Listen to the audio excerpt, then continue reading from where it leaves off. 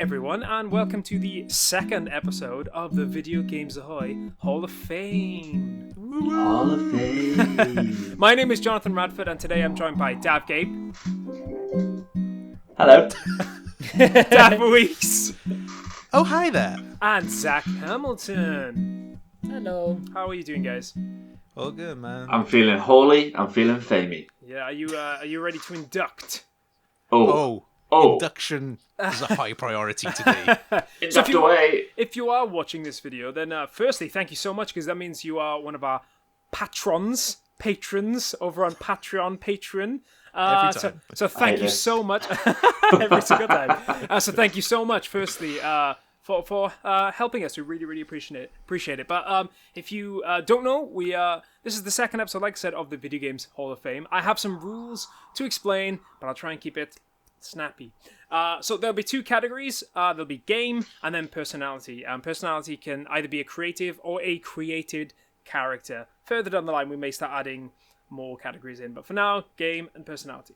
There'll be a ranked voting system in place, and each participant will rank the other nominations to find two clear winners, but votes cannot be used for your own nominee. The points given will be as follows. First place receives 5 points, second place receives 3 points, and third place receives 1 point. Votes will be tallied during the podcast to determine which two games and two personalities will go into the VGA Hall of Fame. Nominees can't be brought back for at least 3 months, unless someone else decides to bring it back themselves. If two nominees in second and third are equal on points, then the two people that brought the suggestions can have a little discussion to see if one will drop their nomination, should we say. We also don't coordinate with each other with regards to what we'll be bringing to these episodes, so there might be times where the same game or personality gets brought twice, and if that does happen, it just means that game is more likely to get first place. Right, should we jump right in? Should we start with person or personality? Who wants to go first? Does anyone want to go first? Go, Dav Weeks. Koji Kondo. Oh wow! Okay, well, shit. Right well, off the bat, that just wins right then. off the Fuck. bat. Koji Kondo. Oh, wow, okay. So, obviously, you guys know who he is. Just to clarify for people who don't recognize the name, the man who composed, most iconically, the Super Mario Brothers theme. Yep. And then, oh my god, all those tunes that we love from Nintendo, from the Mario series and the Zelda series. Wow. Yeah. So, need I say more? I better. Otherwise, this is going to be really short. What I want to say in particular. Where's that mic? Where's that mic? Yeah. Now, the reason, I want to just bring to attention one anecdote. Yeah. And just one little fact that may not be quite obviously clear. And when I listened to about it in a podcast recently, I thought that's really cool, actually. So the Famicom system, the NES, low power, it was in the 80s. Yeah. You didn't have things like digital MP3 files that you could trigger in game and play music. Yep. What it was is that the system itself was a synthesizer. It is a synthesizer as part of the circuit board that makes up the NES. Yeah. So he basically learned how to best utilize a 4-channel synth. Yeah. And it's literally three pitched notes and then a fourth which he integrated percussion into by just putting a different wave onto that 4th channel to make it and he's written one of the most iconic little ditties you've ever heard. Yep. So not only is he a composer, but he's a synth programmer and a synth maker. Apparently he was a good fan of making synths in uni. And I just think that just makes him infinitely more interesting, talented, and creative than just a composer. Yeah. He's really tapping into technology, and he's an engineer as much as he is a composer, in that sense. Any of those old school guys from the 80s, when they were just the stuff they were doing because they were learning as well. Yeah, they were pioneers. Yeah, there you go. Koji Kondo. Koji Kondo, right There's off the my bat. nom. Wow. Okay. Yeesh. Let me write Okay. that down. Let me write that down on my list. Zach, I So think you should go next. Koji. Well, mine doesn't sound as good anymore. I bought worst Tim part is- Schafer last time, and you. The worst part is that I went with a composer as well. Oh no. Oh, amazing! Who's it going with? Okay, so here's my pitch. It's Christopher Larkin, whose name you may not Okay. know, but if you do, you probably will know the music. So he's most notably wrote the music for Hollow Knight, Which which I'm sure it's a good you'll all agree soundtrack. is a great soundtrack. Yeah, it is a good soundtrack. But why the real reason why reason why it had to be him from this game that I was choosing was because I sort of knew him before I knew him, if that makes sense. There was a track that he wrote, a one-off track that he wrote for Halo ODST, which if you played, it's one of the top in the series for me at least. It's this one-off track, and it's so out of touch with the Halo 3 or the Halo feel, the Martin O'Donnell Yeah. expectation of Halo music. It's this really somber kind of peaceful, weird piece of music that plays for all these sequences of this high action. It's really weird. I can't really explain it. It's a track called No Stone Unturned, and I recommend listening to it. I also recommend seeing some gameplay that goes with it, because it's so sort of it gives you the sense of the atmosphere whilst also being completely dissonant with what's going on. And the same thing bleeds over, I think, into Hollow Knight. I think it has a really atmospheric take. I feel really stupid trying to pitch this against Koji Kondo. Why? See, I even thought about it last time after you came with fucking Super Mario Brothers. It's still a good shout though, because the music. It's a difficult from Hollow sale, Knight is a but great, it's a yeah, great. there you go. Great score. Awesome. Okay. Awesome. So Christopher Larkin, great. Dav Gape, do you want me to go, or do you want to go? Let's say them at the same time. Ooh. I no, reckon do you've You got really the think same you're one going to say as the me. same thing? I've got a quote for mine. So if I was going to say mine, I was going to say the quote first to be really nerdy. Go on, you say yours first, because then if it Okay, is the same. I'll do mine and then you do yours. Okay. So okay, I'm a big softie. On my business card, I am a corporate president. In my mind, I am a game developer, but in my heart, I am a gamer. I'm gonna go for the recently deceased Satoru Iwata. That's who I've gone for. Yeah, I had a feeling you might. This bit of Guys. Koji Kondo might be trumped. So basically, I'm just gonna reel off some very very quick, just very highlights, I guess, and then Dav, you can go from. You can say whatever you want after that. I'll just say these really quickly. Basically, according to the Pokemon Company, Iwata was instrumental in bringing Pokemon to Western markets. Iwata's contribution to Gold and Silver allowed them to include the whole of the world from Pokemon Red and Blue in the game without compromising the size of Gold and Silver. He aided in the programming of Pokemon Silver, a stadium for the Nintendo 64, by reading the original coding in Pokemon Red and Green and porting the battle system into the new game in just 1 week.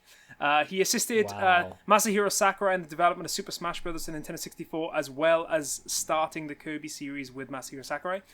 He was the first president to be unrelated by blood or marriage to the Yamauchi family, which is, Nintendo, basically, and the fourth overall. He, let me just skip some of these. He created the DS, he created the Wii, he took a pay cut in lieu of layoffs to his staff twice.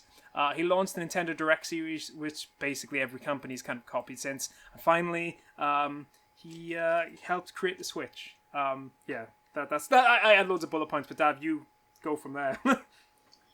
I guess the only thing I can add to that is he is tributed in a lot, and Yep. it's clear that he was loved by a lot of people in the industry, especially those at Nintendo, obviously. In Star Fox Zero, there was a tribute to him. There was obviously a tribute in Breath of the Wild. There's a character who looks a lot like him, who tells you to go up the Satori mountain. Satoru. Satoru with an I. Satoru Iwata. And there was the NES game Golf, which was snuck into the Switch. And there was something like, if you Something to do with moving the Joy-Cons. If you use the Joy-Cons and played it on a specific day, which I think is July or June the 11th, which is when he died. July 11th. Yeah. Then you end up unlocking the NES version of Golf, like on your Switch, but like they didn't tell anyone, and like no one knew about it until the date had already passed. And then some people like got into the game and like into the system and found it or something. And also, my favourite is in Pokemon Ultra Sun and Ultra Moon. I'll read this verbatim. Yeah, you go. Visiting the Game Freak building with Pokemon introduced in Gold and Silver has a non-player character relate how they were having trouble getting data onto the Game Boy Color game cards until they were helped by an amazing guy. And I just think it's so sweet, and it's clear this guy meant a lot to people, not just as an incredible developer and pioneer of the industry, but also just as a human being. And I like to celebrate nice and good human beings, as well as geniuses. That's kind of where I went from it. It's just I felt like everything he gave to Nintendo, and like when you think his last is almost like last gift to the gaming world was the Switch, which is becoming one of the best-selling Nintendo consoles of all time. I just thought, you know what? It's hard though because we got Koji Kondo as well. I'm just like, they both deserve to be in there. But like, don't forget Christopher Larkin, guys. And Christopher Larkin, yes. Sorry, sorry, Chris. I fucked you over on this one. All right, should we do some scores? Although I guess the ultimate thing, as we said previously, the tallies for Iwata will be doubled. So I imagine it's probably going to be Iwata, but it might not be. Let's go scores. So do you guys have an idea of who you're gonna give score points to? Yep. Yeah. So Dab, I'm just gonna should we go with off you go. Who wants to go first? I'll go. Yeah, cool. 1 point. I've never played Hollow Knight. Fair enough. So sorry, Chrissy Lizzle. 3 points. He's an incredible composer, but I didn't bring him. Yeah. So he was close. Actually, I was thinking about Koji Kondo. I was as well. But I brought a voice artist last month, and I thought, right, I'm going to bring a developer this month. And so obviously 3 points goes to Koji Kondo, and the only developer that is worth bringing before all the others is Satoru Iwata with 5 points. Great. Who wants to go next? Dav Weeks? So what, do I give 5 points to Iwata and then 3 points to Iwata? Because I do. Now, here's the thing, Zach. I guess what we could do is just give 5 and 3, maybe, as in first and second, because the problem is then Iwata might not get in. Yeah, and because we both brought him. All right, I guess you would have to just rank him first and second. I guess this is something we'll have to look at, but or third, yeah. Thing is, I also have not played Hollow Knight, and it pains me to say it because I know how loved it is. I own it, but I do recognise the song from ODST. Halo. It's because it's quite iconic. To honest, for a second time, I've completely misjudged the tone that we're going for because you cannot. I mean, I'm putting my own down in the bottom here. I got to say, I have to put. It has to go Iwata, Koji Kondo, and then Iwata again. I would love to put Koji Kondo. I think you guys made a very good case for Iwata. He obviously had a big impact over the last 30 years of game development, and that's something you can't take away. I mean, Koji Kondo, on the other hand, I think you could play just about any one of his tunes, and we would be able to sing along. So Zach, are you giving Koji Kondo 5? And then no, I'm gonna go Iwata, Kondo, Iwata. Okay, cool. Cool. Let's go. I think what we realise here is that if two of us bring the same thing, it automatically goes in. Yeah, pretty much. I think basically what's going to happen here, and we could already kind of see happening, is because I think Iwata's got pretty much. I think he came first with everyone. I think, apart from Dav Weeks. Because he came first and second for Dav. First and second. Did it? There we are. So realistically, we know Iwata's going in. Koji Kondo would be second for me as well. Honestly, I would have picked Koji Kondo myself. I was torn between picking him myself. He would have been first to me, but ultimately, I brought Iwata, and I think I don't know. Like Dav has pretty much he's eloquently said everything he needs to say about Satoru Iwata, and for me, he gets all those points. And again, it is also really sad because Christopher Larkin does. Like, Hollow Knight is a great game, and the score is great as well, but it does look like Iwata is obviously going to be first and second, but I think, considering Iwata is one person, Koji Kondo should also be added as the second place, if you guys will agree on that. I agree. All right. I'm not even going to read the scores. We know Iwata's one. So we'll go with Iwata, and just behind him, Koji Kondo, and that is not a bad... It's not a bad duo, is it? Not a bad duo.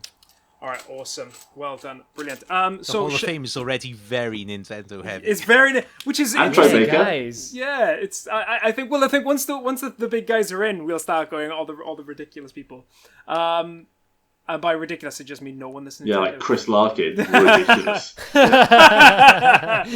right. Can you imagine? love you, Like, Chris. he just looked himself up one day, and this is like the only video that comes up. Yeah, and it's just us saying he's good, but he's not as good as Satoru Iwata. To be Koji honest, Kondo. actually, if someone told me that I was good but not as good as Iwata or Koji Kondo, I would take it. You know what? That's such a I'd big be the bank. compliment. Be the Chris same Larkin. fucking Yeah, sentence. exactly. Christopher Larkin, take that to the bank, my friend. Yeah. Feel good about it. They'll turn you Wherever you away, are. but, you know, you Yeah, can tell yeah. them at least. Yeah.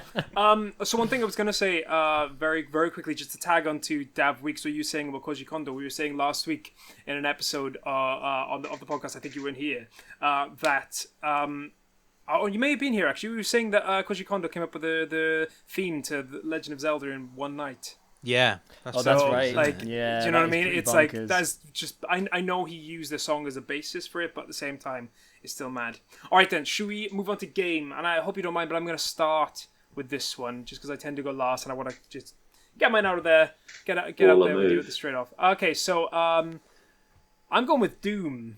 The OG Doom. OG Doom. So I'm just going to read off some facts. I'm the facts man. Don't know if you guys know the song from wrestling. Anyway, wrestling. Yeah, I don't know why. Just facts. It's ass man. But anyway, let's continue. So this revolutionary shooter came from a tiny production team of mainly 15 people, although it was predominantly 4 that made the game. Within minutes of its release in December 1983, Doom was establishing its legend by causing a massive logjam on the computer network at universities all over America. The original Doom was one of the first video games to include deathmatch mode in traditional sense. The use of immersive 3D graphics at a time where games were still resigned to flat 2D sprites and 16 bits was incredible. It promoted the use of mods, which was, again, revolutionary. It became... It pretty much dominated what a first-person shooter was to such a degree that first-person shooters wasn't the first genre title. They were called Doom clones. Now, I know Wolfenstein 3D, I think it was, came out before Doom, and I was considering bringing that, but I just think, based on what Doom did, I don't know, for me personally, like, I'm not even a massive fan of first-person shooters, but from my perspective, I was trying to think of games that, like, really changed, I guess, genres or defined genres at an early age in video gaming, and like for me, Doom was that one. I mean, like I said, it's so many people you can still play that game and still have fun. And again, it's so many games saw Doom and went, right, this is how we make a first-person shooter, and this is how we do it. It almost defined, like I said, it did define a genre. I don't have much more to say than that. You guys have all played Doom. I don't think there's much more to really be said, but that's my pick. That's my pick. I'm going with Doom. Good pick. Solid piece of history. Should we do it in reverse order of what we did for the people? So yeah, I'll go next. Dav, you go next. Then Zach, then Dav. Yeah, Zach, then Dav, yeah. Okay, so for me, a lot of games come out every year, don't they? And sometimes a game comes out and you go, oh god, this might be game of the year. Never does a game come out and you go, this might be the greatest game of all time. Nay, that has happened once. And it happened about 3 years ago. It came out March 3rd, 2017. I think I know what he's going to say. We should all have a guess. I know what it is. I know After what it 3, is. everyone say it at once. 1, 2, 3. Breath of the Wild. Breath I've no idea what you're talking about. of the Wild. Oh, It's The Legend of Zelda Breath of the 2017? Wild. Dang, 2017, okay. 3 March years ago, 3rd, yeah. 2017. Jeez. What a moment that was. It's the definition of a system seller. Yeah. It's a definition of Yeah. the must-have app for Yeah. any system. There's never been a launch game better than it. It's better than Super Mario 64. Fight me. I think- Yeah. I'll give you that. I'll give you Yeah, that as well. so, Having played I mean, Super Mario 64 and recently, Mario 64 is going to be in the Hall of Fame eventually. Yeah. And this game's better than that. So there's never been a launch game Might as well as skip good. that one. Exactly. So there's never been a launch game as good as The Legend of Zelda Breath of the Wild. And there's never been a launch game that's been spoken about, really, 3 years into a console's life. Yeah. And Breath of the Wild is so relevant still. Not just for the Switch, but for the franchise. For me, it's the best Zelda game there's ever been. There are still companies trying to rip it off right now. I keep Yeah, seeing 100%. adverts for stuff that Genshin is like Impact. the same design. Genshin Impact is a game that's literally just come out, and the Ubisoft game that used to be Gods and Monsters is basically Breath of the Wild, but Ubisoft. Yeah. Yeah, Immortals Phoenix Rising looks That's like a the really one. cheap version That's the one, of yeah. Breath of the Wild. And people are still going mad about it, even though it looks like a rubbish version of it. And it's like, because people who don't have a Switch are gagging to play this game. Yeah. And so they're looking for anything they can to play something that is a cheap imitation of it. Zach actually The- said that in the podcast yesterday. He said that people buying Switches were buying it for Breath of the Wild at the start. Like at It the was start. a Breath of the Wild machine. It Breath of didn't the have Wild. anything else on it. It had Yeah. a Mario Kart game that had been out on the fucking Wii U or whatever. And that wasn't until April. Yeah. That wasn't until a month I after. bought it What for Breath. What else came out? I bought it on for Breath launch of the Wild. as a launch title. Was there anything else? Yeah, there was actually quite a lot of games, but a lot of them were games that were already out on other systems. But But that's what I mean. So, but I'm talking about new. There were no new games. Yeah, coming yeah. out. yeah, It was very a Breath very of the Wild few. machine. Yeah. Yeah, but Breath of the Wild, man, like I feel like the more I talk, I'm probably going to talk myself out of it because we all understand the impact this game is having on the industry right now. I mean, I made a video on it. You know how much I love it. We know that Johnny loves it. We know that That's why I Zach, didn't want to bring it. Breath of the Wild 2 is pretty much the only game that would cause Zach to buy another Switch. Yeah. Probably. Dav, we know you love Zelda, and we know you love Breath of the Wild. It's great. Yeah. Yeah. Absolutely. Yeah. And like I think the only reason that made me think, oh, I have to bring that now is it was so weird. Like that game came out and you're playing it and you go, oh, this might be the greatest game of all time. But I'm not going to say anything. I'm going to wait till I finish it. And like 100 hours later, you're like, yeah, this might be the greatest game of all time. And you go, but that might be because I've just played it. I'll wait. 3 years later, everyone agrees this might still be the greatest game of all time. Yep. And that never happens. I can't think of another time that's happened. Well, when Yeah. the Little Britain game came out, I Redefined what the PS2 could do, didn't it? All right. It Awesome. redefined what they would count as a game. Let's pioneering in its own way. I think that's I mean that's yeah, a Breath of the Wild, great. Do you need to say any more, Dav? I don't think I do. I don't think you do. Zach, I'm amazed that Johnny didn't bring that. I felt like I shouldn't. avoided it. I felt like I shouldn't because like It would have been so funny obvious. if we It was- both brought Iwata and Breath of the Wild. Yeah, that'd be funny. Zach, who you gonna go with? Well, so I was actually thinking originally that I was going to bring Hollow Knight. Yeah.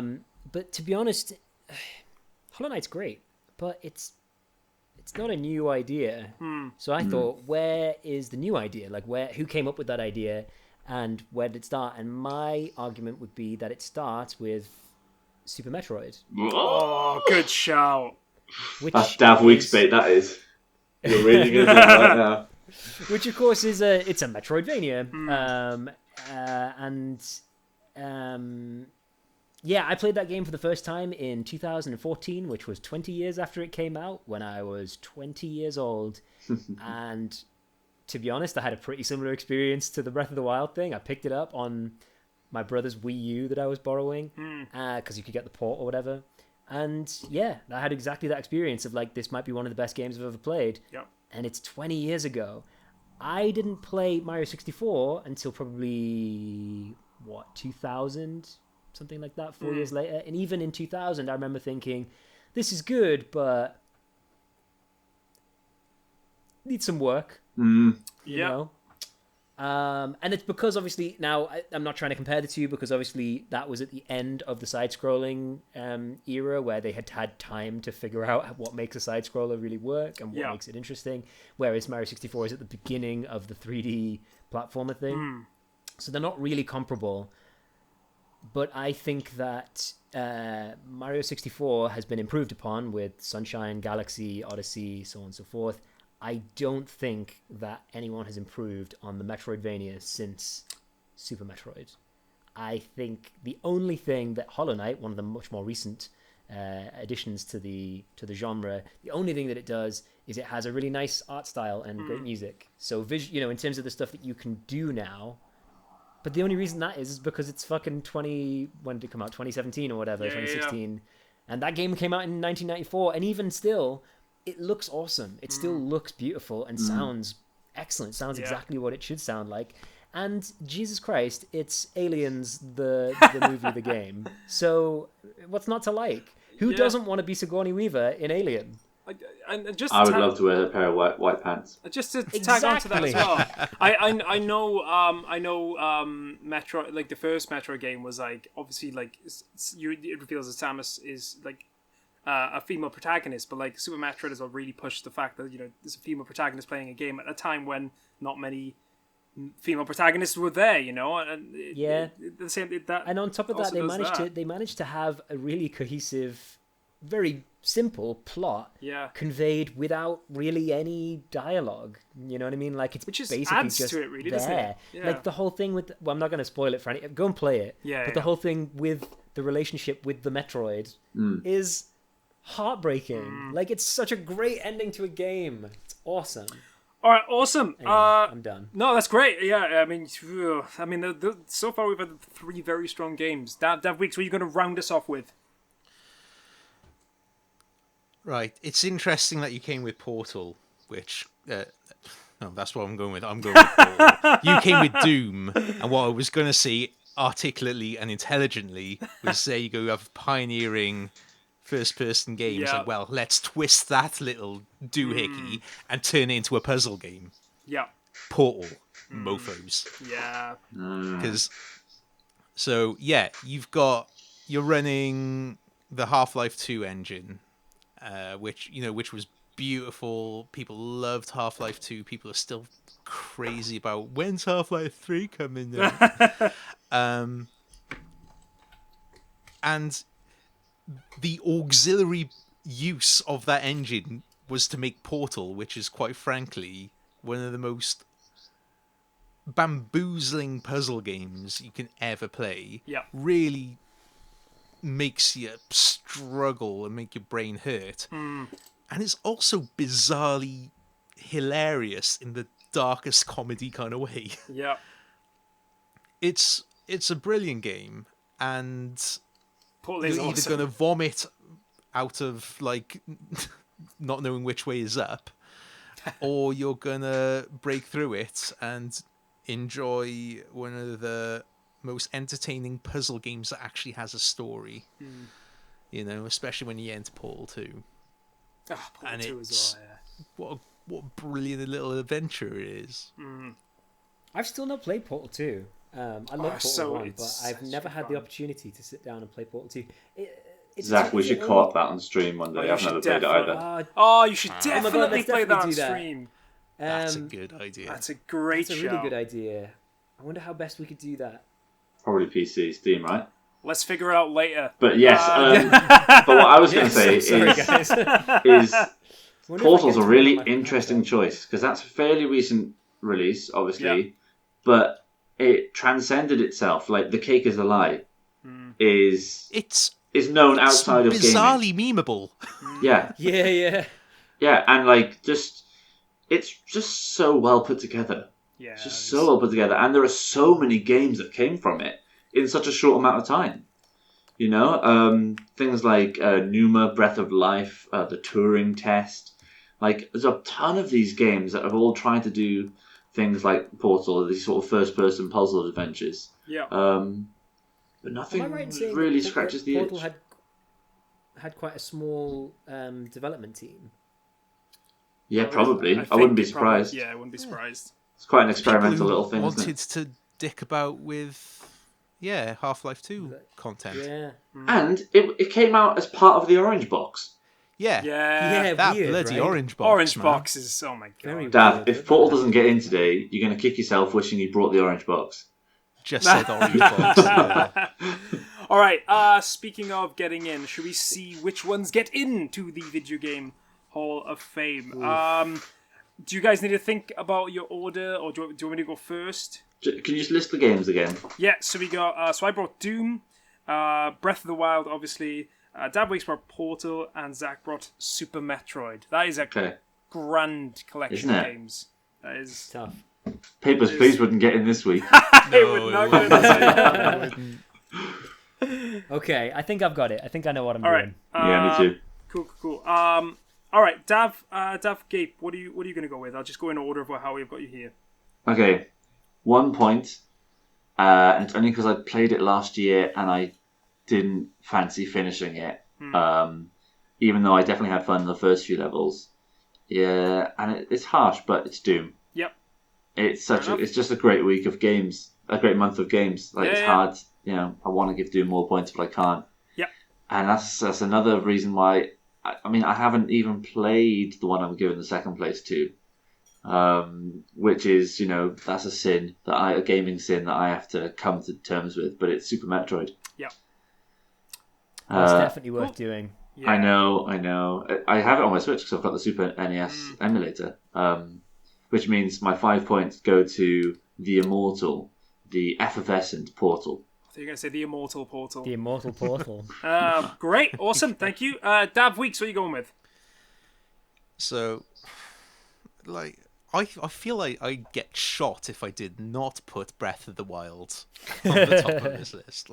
Genuinely. And I wouldn't want to say anything else, because, it's a stunning game. It's taking Zelda and just open world video gaming in general to a whole other realm of possibility. Really pioneering shit. Super Metroid is going in after that because done a great again, pioneering in what it does and does it very well. Doom is relegated to the bottom of this list, and it's mainly it's because not a bad list. No, but it gave me nightmares when I was 8 years old, playing it way too young. Flashbacks, Johnny. Well done. Yeah, I know, right? Yeah, triggered right now. Sorry. All right, awesome. Zach, what are you going with? I don't like Doom. Oh, I think it is a great nice. game that did a lot for gaming, but I just don't like playing it. I find it really stressful. I don't really understand what I'm supposed to be doing half the time. And to be honest, actually, while we're at it, I don't even like Doom 2016. Really? I'm sorry, everyone. Neither I started do to play it. I really don't enjoy it. I find it really boring. I think it's very tedious. satisfying in so much as like boom, smash, tear some shit apart, but I'd rather that in Shadow Immortal. That's what I do Shadow Immortal for. Yeah, Shadow totally. Endless sworms of enemies. Yeah. So Get out. yeah, I think it's good, but I don't enjoy it. But those are different things. So I have to say that it does deserve credit because I do think it is good. I just don't enjoy it, and those are two different things. categories. Yeah, two different things. And then I feel like I have to. You have to put Breath of the Wild at the top. It deserves it. Portal is an awesome game, but just in terms of scope, but Breath of the Wild has to go at the top. Great. So I went with. I did go with. I do love Portal, but I in the list I put it third of the three. Obviously, I can't say Doom, just because I did play Super Metroid recently, and it's just seeing what it. So many games have taken what that game has done, and it's a whole genre in itself now. I know it's obviously Castlevania as well, but it did perfect it back, like Zach said, in 1994.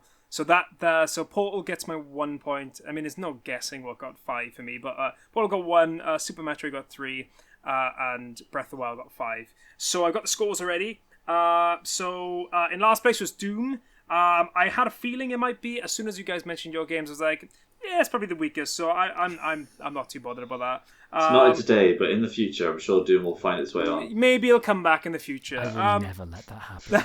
It's like Zach will never let Tetris Doom ever get in the video game Wii Hall of Fame. Sports. Wii Sports. Wii Sports. Okay, so again, we have a joint second, which is Super Metroid, obviously, and Portal. And I mean, obviously, Breath of the Wild's got in. That doesn't need. So, like we said earlier, basically I would say, would one of you be willing to concede Portal over Super Metroid? I am happy to concede. I was going to say Portal over Super Metroid or Super Metroid over Portal. Would Dav, are you happy to concede Portal? I'm happy Super to Metroid? concede. Portal's great, but like I do think there's a heck of a legacy with Super Metroid. Yeah. And absolutely should be in the pantheon of the game. Yeah. Dav, you yielded to Schaefer last month as well. I did yield to him. You know, I'm not yielding anymore, right? Stop I'm yielding. done with being the nice guy. No more Mr. Nice Dav. All right, so just to remind everyone, so from the games category, we had Breath of the Wild and Super Metroid going into the VGA Hall of Fame. And the creatives or personalities, we had Koji Kondo and the late great Satoru Iwata. Boys, that is, if last month's list was pretty good, I mean, it's going to be hard to beat this month's list, if I'm being honest. Papers, please. I know, right? It's going to be something. It's like going to be sitting there going, really? But it's still a good game. All right. Let's leave it there. Thank you very much for watching today. If you enjoyed the show, then please follow us on Twitter, Facebook, YouTube. You're already following us on Patreon if you're watching this video. Tell your friends, give us a review or a comment. It would mean the world to us. Thank you very much. This is Video Games Ahoy. This is the Hall of Fame. And we'll see you next month. Ahoy! Ahoy!